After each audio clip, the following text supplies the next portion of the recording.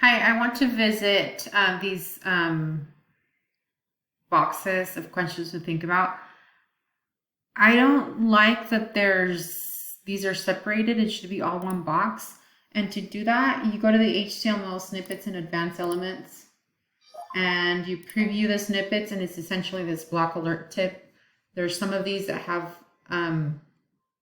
other icons, but usually I use this one, and then I can add the icon that I want.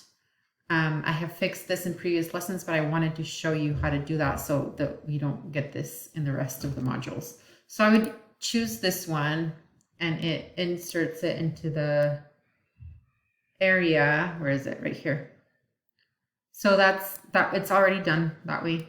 And you can even make the style different. In this case, we'll leave it like this because the banner is already, it's not rounded or anything. So we can just leave it like that, easy.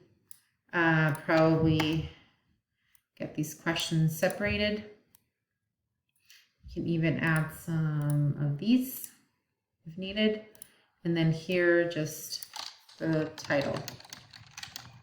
And then we can get rid of this box down here. So notice the difference. I think this is, it looks a lot better. Thank you.